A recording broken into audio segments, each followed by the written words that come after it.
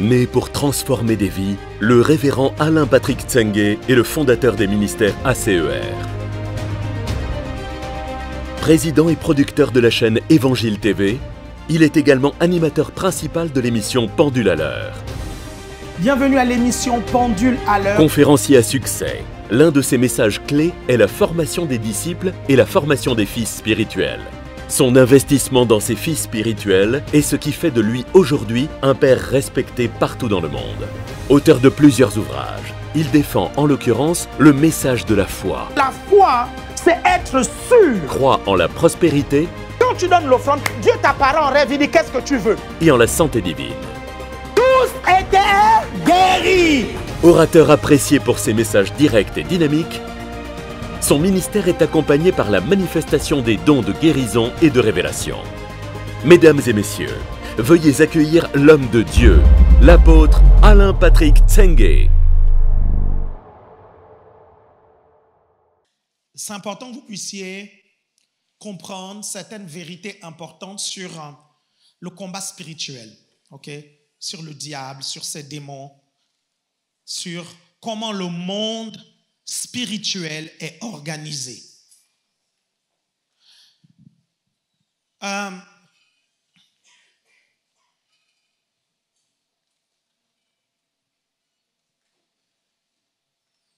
corps humain, l'être humain est un véritable champ de bataille entre les forces démoniaques et les forces de Dieu. Il y a une bagarre, vous comprenez? Regardez, de la même façon que l'ange Michael s'est disputé le corps de Moïse avec Lucifer, de la même façon, aujourd'hui encore, vous suivez, les anges de Dieu se battent avec les démons, vous me suivez, pour que votre corps appartienne totalement à Dieu. Et votre corps, pour que votre corps soit totalement consacré à Dieu. Pour que votre vie soit totalement consacrée à Dieu. Il y a une lutte permanente, il y a une bagarre permanente dans la vie des personnes qui ne sont pas consacrées, ok? Dans la vie des personnes qui sont charnelles, il y a une lutte permanente. Je parle des chrétiens charnels. Il y a une lutte permanente entre le royaume des ténèbres et le royaume de Dieu. Et cette lutte se passe dans votre vie. Cette lutte se passe dans votre âme et elle se passe dans votre corps. Parce que dans votre esprit, c'est clair, net et précis. Le Saint-Esprit est dans votre esprit et il règne dans votre esprit. Votre esprit et le Saint-Esprit, vous êtes désormais un. Est-ce que vous me comprenez? Nous allons voir énormément de choses. Énormément de choses. Donne-moi le nombre de minutes, s'il te plaît, que j'ai. On va voir énormément de choses. Ok. Vous me suivez attentivement? Beaucoup de choses qui vont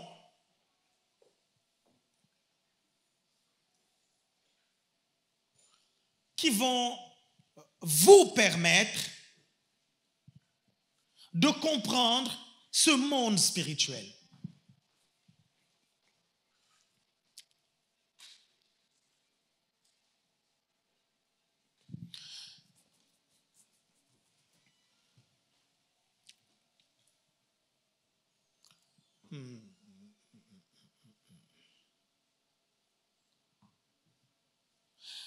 Il y a tellement de choses à dire. Je vais commencer par quoi, mon Dieu? Non, mais je vous assure, c'est incroyable. Quand j'étais en train de préparer cet enseignement-là, j'étais là, je priais en langue. Je dis, mais Seigneur, il y a trop de choses. Il y a trop de choses, il y a trop de choses, il y a trop de choses, il y a trop de choses à dire. Il y a trop de choses. Regardez, je vais juste vous expliquer. On va voir tout ça. Mais est-ce que vous savez que les prophètes de Baal, vous comprenez, et d'Astarté, qui avaient défié Élie et le Dieu d'Élie, ce n'étaient pas des païens, c'est-à-dire ce n'étaient pas des non-juifs. Est-ce que vous savez qu'une grosse majorité, c'était des juifs? En fait, c'était des prophètes de Dieu qui s'était perverti. Sinon, pourquoi Élie dit que les prophètes se sont pervertis et il est resté lui seul? Sinon, pourquoi? Vous vous rappelez de ce passage? Il dit, je suis resté moi seul. Ils sont allés adorer Baal. Je suis resté moi seul. Et Dieu va lui dire, non, tu n'es pas resté toi seul. Il y a 5000 prophètes qui ont refusé de se prosterner devant Baal. Ça veut dire que les autres se sont prosternés devant Baal. Ils sont devenus des faux prophètes parce qu'ils ont mélangé Dieu et Baal. Est-ce que vous me suivez attentivement? Est-ce que vous me suivez? Et on va voir des choses terribles qui vont augmenter votre discernement. Il y a beaucoup d'entre vous, certaines de ces choses, vous n'allez pas les comprendre maintenant, mais je vous en prie, par les compassions de Dieu, écoutez et réécoutez cet enseignement-là, mémorisez-le, parce que je vous assure, mes chers frères et sœurs, dans quelques mois, ça va aller très vite pour la CER. Et parce que ça va aller très vite pour la CER et que tu es un membre de la CER, ça va aller très vite pour toi. Donc, il faut que tu sois prêt. Si tu n'es pas prêt et tu ne comprends pas ces choses, écoute-moi bien, c'est ta responsabilité d'étudier la parole de Dieu. Lorsqu'on vous dit, regardez, quand on vous parle d'étudier la parole de Dieu, est-ce que ce verbe étudier là ne vous dit pas quelque chose? Quand on vous dit d'étudier vos leçons, comment est-ce que tu étudies les leçons? Tu n'étudies pas les leçons que par la compréhension de la leçon, tu étudies les leçons par la mémorisation de la leçon. Tu dois être capable de restituer la leçon telle que le maître, le professeur, l'instituteur te l'a donnée. Et on ne comprend pas quand on parle d'étudier la parole de Dieu, vous ne comprenez pas qu'il y a la compréhension de la parole, mais il y a aussi la mémorisation. Les termes, est-ce que vous comprenez? Ce que je vais vous dire, c'est important que vous mémorisez ça. Pourquoi? Parce qu'en mémorisant, vous aurez les termes exacts. Quelqu'un me suit ici? Les termes exacts. Donc, quand on vous parle d'étudier la parole, c'est comme les leçons. Il y a des années de cela, je ne savais pas qu'à l'école du dimanche, quand on m'apprenait des versets bibliques, ça allait me servir aujourd'hui. À l'époque, quand mes parents m'amenaient à l'école du dimanche, je ne savais même pas que j'allais vivre de l'évangile et que j'allais devenir un prédicateur. J'ai su que j'allais devenir un prédicateur à 12 ans et demi. Mes premières classes de l'école du dimanche, je les ai faites à 6 ans. Et c'est à 6 ans que j'ai fait la prière de repentance. Est-ce que vous me comprenez? Donc, j'y allais de 6 ans jusqu'à 12 ans. Est-ce que vous comprenez? On m'apprenait des versets bibliques et je me posais la question, ça va me servir à quoi? Et quelque chose au-dedans de moi me disait, ça va te servir à quelque chose. Aujourd'hui, la majorité des versets bibliques que je vous cite, je les ai apprises à l'école du dimanche. En fait, chaque dimanche, tu ne pouvais pas sortir de l'école du dimanche si tu n'avais pas mémorisé un verset biblique. En fait, quand le moniteur faisait un cours, à la fin du cours, il mettait un verset biblique et puis il nous demandait de mémoriser. Il nous faisait mémoriser le verset biblique. Et puis, avant de sortir, tu devais réciter le verset biblique. Si tu ne l'avais pas mémorisé, tu étais le dernier à sortir. Et là, tu vois maintenant tes parents qui sont devant la classe et ils attendent. Et quand tu sors le dernier, ils te disent, mais c'est quoi? Tu dis, non, je n'ai pas bien mémorisé le verset biblique. Et tes parents te tirent les oreilles, te disent, tu dois mémoriser la parole de Dieu. Imaginez, première année, d'école du dimanche, 52 versets bibliques. Deuxième année, 52 versets bibliques. Troisième année, 52 versets bibliques. Jusqu'en sixième, 52 versets bibliques. Est-ce que tu imagines le nombre de versets bibliques que j'ai pu mémoriser? Est-ce que vous comprenez? On parle de mémoriser. Pourquoi je vous le dis? Je vous le dis parce que j'ai remarqué que certains d'entre vous, parfois vous comprenez, mais vous n'êtes pas capable de restituer. Et pourquoi vous n'êtes pas capable de restituer? Parce que vous n'avez pas mémorisé les termes, vous n'avez pas mémorisé les définitions, vous n'avez pas mémorisé même les versets bibliques. Est-ce que vous me suivez? On vous parle d'étudier la parole de Dieu. Est-ce que vous comprenez? Ne prenez pas ça à la légère, c'est une question de vie ou de mort. Nous sommes dans une guerre spirituelle. Donc, quand je vous enseigne sur le combat spirituel, les démons et le monde occulte, vous devez être correctement aguerri. Pourquoi? Et on va voir beaucoup de choses. On va voir en fait d'où certaines fausses doctrines viennent. Il y a des prédicateurs, vous allez voir ça sur Internet partout, qui vont enseigner des choses comme sensationnelles sur le monde invisible. Est-ce que vous me suivez? Et vous avez l'impression, le problème c'est que la génération dans laquelle nous sommes est friande de nouveautés. Est-ce que vous comprenez? Est-ce que vous me suivez? Je vous ai déjà dit que dans le royaume de Dieu, ce n'est pas toujours la nouveauté qui compte, c'est la fraîcheur. Quelqu'un me suit ici? C'est l'emballage qui compte. Est-ce que vous me suivez attentivement? C'est la fraîcheur, c'est l'emballage. Hébreux chapitre 1, verset 1 nous dit ceci. Après avoir parlé à plusieurs reprises et de plusieurs manières par les prophètes, Dieu nous parle aujourd'hui par le Fils.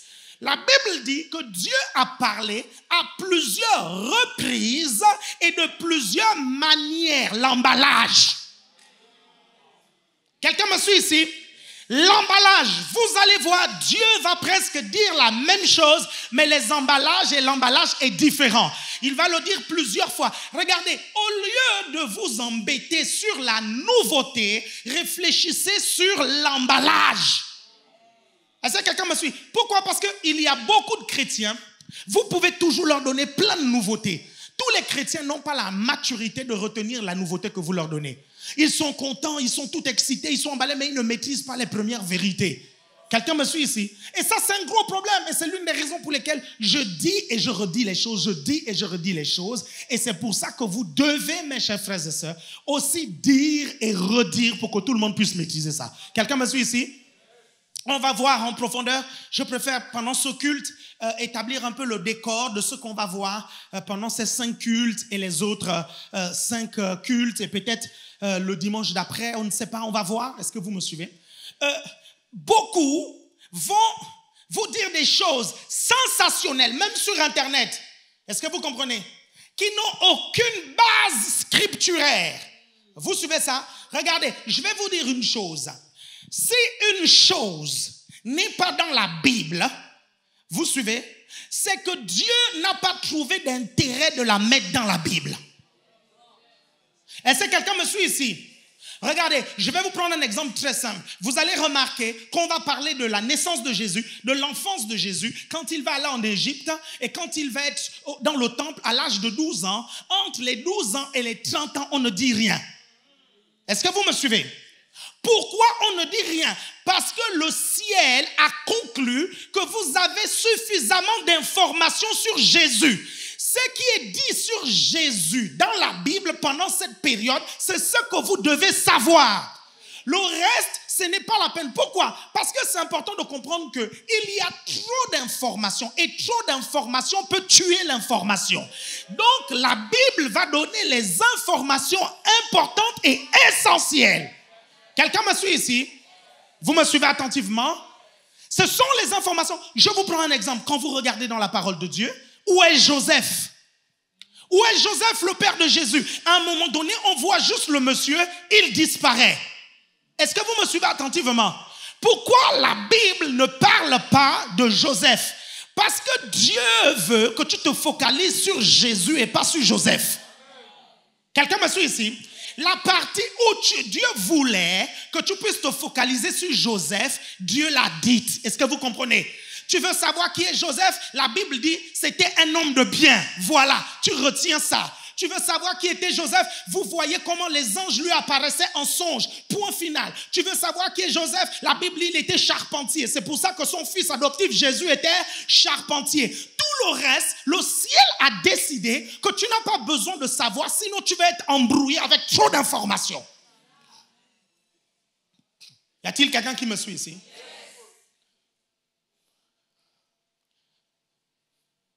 Et donc, vous pouvez avoir ces autres informations où?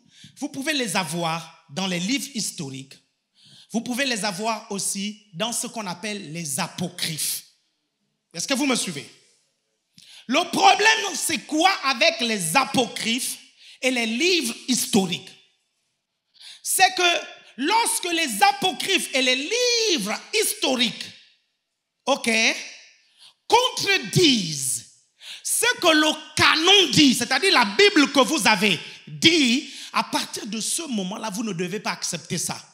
Et vous devez comprendre pourquoi on a appelé ces livres les apocryphes. Est-ce que quelqu'un me suit ici? Je vais vous prendre l'exemple d'un livre que beaucoup de serviteurs de Dieu utilisent pour vous enseigner sur le monde occulte et pour vous dire que non, il y a eu une deuxième chute des anges, ok, après la première chute. Est-ce que vous comprenez? Écoutez-moi bien. Si on admet qu'il y a eu une deuxième chute, ok, il faut admettre alors que jusqu'à présent, il y a des anges qui se rebellent. Et accepter cela, ce serait accepter une insécurité spirituelle. Or, la sécurité spirituelle est un élément extrêmement important pour le ciel. Est-ce qu'il y a quelqu'un qui me suit ici? Regardez, je vais vous prendre un exemple. On parle du terme sécurité, n'est-ce pas? Ok. Lorsqu'il y a le désordre, qui rétablit l'ordre? Les forces de l'ordre, n'est-ce pas? Ok. Et le ministère de l'Intérieur dit assurer la sécurité, ok, des citoyens et l'intégrité du territoire français. Est-ce que vous avez remarqué que c'est quelque chose avec lequel on ne blague pas? Vous avez remarqué ça? Ok. Un pays où la sécurité n'est pas assurée, l'ordre n'est pas assuré, vous suivez, le diable va rentrer dedans pour pouvoir faire le désordre, vous ne pouvez pas imaginer. Est-ce que tout le monde me suit? Est-ce que vous me suivez? Regardez maintenant. Vous allez remarquer, qui a déjà suivi Jack Bauer? Jack Bauer. Ok, bon, vous n'avez pas suivi Jack Bauer pour certains. Il y a des films américains sur l'espionnage. Qui a déjà suivi les films américains sur l'espionnage, les terroristes, machin, tout ça? Est-ce que vous avez remarqué quelque chose d'extrêmement important? Par exemple, quand vous voyez Jack Bauer, la particularité des personnes qui travaillent à la CIA, dans les services secrets, c'est le patriotisme. Est-ce que vous avez remarqué ça? Ces personnes sont foncièrement endoctrinées pour aimer leur pays, défendre leur pays. Vous comprenez ça? Il y a, regardez, déjà on ne les recrute pas n'importe comment. Est-ce que vous comprenez? On monte des enquêtes sur eux. On essaye de voir s'ils sont patriotiques dans l'âme. Parce que vous savez, il y a un moment donné où le patriotisme devient comme une religion. C'est ce qui s'est passé. On voit, c'est ce que Robespierre a voulu faire avec la Révolution. Je ne sais pas, est-ce que vous avez étudié votre cours d'histoire? À un moment donné, Robespierre, quand il a commencé à mettre son bordel, est-ce que vous comprenez? À un moment donné, il a commencé même à faire adorer les gens, je ne sais pas quel dieu, ou je ne sais pas, le dieu raison, voilà. Le dieu raison, est-ce que vous comprenez? C'était au nom de quoi? Au nom du patriotisme. Est-ce que vous me suivez? Ok, pourquoi je vous parle de ça? Je vous parle de ça parce que si sur la terre, le patriotisme est la garantie de la loyauté des soldats pour la sécurité du pays, à combien plus forte raison le ciel? Est-ce que vous me suivez? Blaguez pas avec ça. Les anges sont très loyaux. Vous suivez? Et la fois où les anges ont été déloyaux, ok, des choses terribles sont arrivées au 1/3 des anges. Je vous garantis que quand Michael, Gabriel et les autres anges ont vu ce que Lucifer et les autres démons sont devenus, je vous garantis qu'ils n'ont pas eu envie de refaire la même chose. Regarde, les anges sont plus intelligents que les êtres humains. Ce sont les êtres humains qui sont parfois un peu bêtes. Vous comprenez? Tu as vu l'autre tomber dans un trou, tu comprends? Et puis tu vas dans le même trou, tu dis je vais vivre mon expérience. Laissez-moi, je vais vivre mon expérience. Est-ce que vous suivez? Tu tombes dans le trou, boum, oh, ça fait mal. Oh, ya. Est-ce que vous suivez? Vous n'imaginez pas ce qui est arrivé au diable et à ces démons. Vous suivez ça? Lorsqu'on les a propulsés. Est-ce que vous me suivez? La vérité, un ange ne peut pas convoiter ce qui est arrivé au diable. Regardez, dire qu'il y a des démons encore qui se révoltent aujourd'hui, c'est dire qu'il y a des anges qui convoitent ce que le diable est devenu. Pourquoi? Parce que tous les anges, après la chute de Lucifer, vous comprenez, c'était l'une des plus grandes révoltes qu'il y a eu au ciel. Quand je dis au ciel, dans les anges, est-ce que vous comprenez ça? Parce que ça s'est passé sur la terre, la révolte s'est passée sur la terre. Si on a l'occasion de voir ça, on va voir ça, ok? L'iniquité est née dans le cœur du diable. Il n'était pas au ciel, ok? Il était sur la terre. Et je vous montrerai les versets bibliques. Et là, il y avait le 1/3 des anges avec lui sur la terre. OK? Est-ce que vous me suivez? Et après, il a décidé de monter. Il dit, je monterai au-dessus des nuées, ok? Au-dessus du septentrion. Le mot nuée, c'est le même mot qui a donné nuage, ok? Et les nuages se trouvent sur la terre. Il est au-dessus du septentrion. Le septentrion, en fait, c'est une constellation d'étoiles. Il montre là une direction. Je monterai au-dessus des nuages. Ça veut dire qu'il est en dessous des nuages, ok? Et quand il est au-dessus des nuages, il dit, je monterai au-dessus du septentrion, c'est-à-dire une constellation d'étoiles. Ça veut dire que là, il va être maintenant au 2e ciel, le cosmos. Son but, c'est d'atteindre le 3e ciel, la demeure de Dieu. Mais le jour où il arrive près de la demeure de Dieu, Michael l'attendait comme ça, avec les soldats. Quelqu'un me suit ici? Et ils se sont battus et la bataille s'est déroulée dans le cosmos, dans l'univers. Et la bataille s'est tellement déroulée dans le cosmos que, en fait, Apocalypse de Jean va décrire cette bataille. Il dit, je vis le dragon avec le 1/3 des étoiles. Le terme étoile ici, c'est le champ lexical de l'astronomie qui étudie le cosmos. Quelqu'un me suit ici? Est-ce que vous me suivez? Et Jésus va dire ceci. Jésus va dire, et je voyais Satan tomber du ciel comme un éclair. Le ciel là, ce n'est pas la demeure de Dieu. C'était le cosmos. Parce qu'il y a 3 cieux. Le premier ciel, c'est le ciel atmosphérique, là où les avions volent, ok? Le 2e ciel, c'est le cosmos, le ciel sidéral, là où il y a les étoiles, là où il y a les galaxies, là où il y a l'univers. Le 3e ciel, c'est le ciel, la demeure de Dieu, ok? L'apôtre Paul dit, je connais un homme qui a été ravi au 3e ciel. Quelqu'un me suit ici? C'est-à-dire la demeure de Dieu. Quelqu'un me suit ici? Il n'y a pas 7 cieux, il y en a 3. Si ton copain t'a promis 7, c'est ton problème. Quelqu'un me suit ici? Il dit, je t'emmènerai au 7e ciel. Ah non, je ne sais pas là où son 7e ciel se trouve, mais il n'y a pas 7 cieux, il y en a 3. Le ciel atmosphérique, le ciel cosmique et le ciel, la demeure de Dieu. Vous allez trouver des enseignements, que ce soit sur Internet, que ce soit des serviteurs de Dieu, qui vont dire qu'il y a 7 cieux. Est-ce que vous comprenez? Non, c'est-à-dire que, vous savez, dans ces cieux, dans les 3 cieux que je donne, on peut diviser. Pourquoi? Parce que déjà, les cieux atmosphériques ont trois comment on appelle ça, strates. Est-ce que vous suivez? Il y a les nuages, on vous apprend ça, il y a la stratosphère, je ne sais pas comment vous dites ça. Est-ce que vous comprenez? Il y a toutes ces choses-là. Et quand vous allez dans le cosmos, il y a encore des choses là-bas. Est-ce que vous comprenez? Donc, si vous prenez cette subdivision pour dire qu'il y a 7 cieux, là oui, mais en vérité, c'est englobé dans 3 grosses catégories de cieux. J'ai dit le ciel atmosphérique, le ciel cosmique ou sidéral, les étoiles, tout ça, et puis le ciel, la demeure de Dieu. Tout le monde m'a suivi ici? Est-ce que vous avez noté les 3 cieux? Parce qu'il ne faut pas qu'on vous mente hein, sur les 7 cieux, là, je t'amènerai au 7e ciel. Vous êtes toujours là?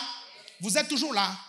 Donc, on va voir, my God, on va voir toutes ces choses. Si on a le temps d'étudier la chute de Lucifer, on va étudier la chute de Lucifer. Est-ce que vous me comprenez? C'est l'une des raisons pour lesquelles il y a beaucoup de choses à voir. Gloire à Dieu. Merci de m'avoir écouté pour cette introduction. Acclame le Seigneur. Mais c'est fini.